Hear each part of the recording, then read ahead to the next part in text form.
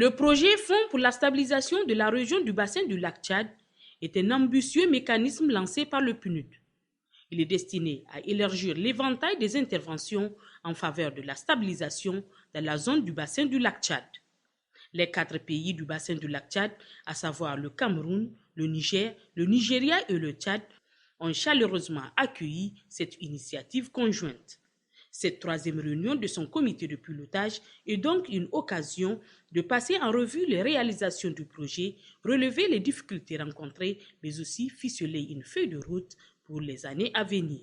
Le bilan de la mise en œuvre des activités du projet au cours des 12 mois, janvier 2020 à janvier 2021, doit nous réjouir à plus d'un titre au regard de la dynamique impulsée et de la renaissance de l'espoir au sein de nos populations de Bosso, très éprouvées par la crise sécuritaire dans le bassin du lac Tchad.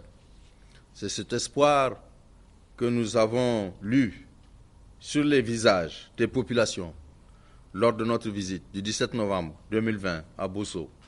Entre autres résultats, nous pouvons citer des infrastructures administratives et socio-économiques réhabilitées et de nouvelles qui ont été réalisées.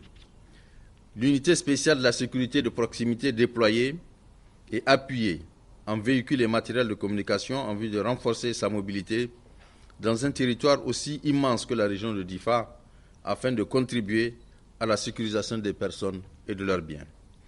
Il en est ainsi pour l'appui conséquent aux ménages, aux femmes, aux jeunes, à la culture du poivron et du riz dont les récoltes s'annoncent pour bientôt. Dans ce domaine, le projet a renforcé les capacités de production à travers la distribution de motopompes, de matériel aratoire et d'intrants agricoles. L'approche de la stabilisation prend forme du fait de sa flexibilité et son appropriation par la partie nationale, toute chose qui, avec un dialogue social, répond aux besoins exprimés par les communautés. D'ailleurs, c'est cette aisance dans son mécanisme de mise en œuvre qui nous invite à sa duplication dans le Diptako Gourma afin de créer les conditions de relèvement et de résilience de la région de Tillabéri face à l'insécurité. Pour la mise en œuvre efficace de cette initiative innovante dans la région de Difa, le système des Nations Unies s'engage à mettre à la disposition des autorités et des communautés de Difa son expertise en la matière.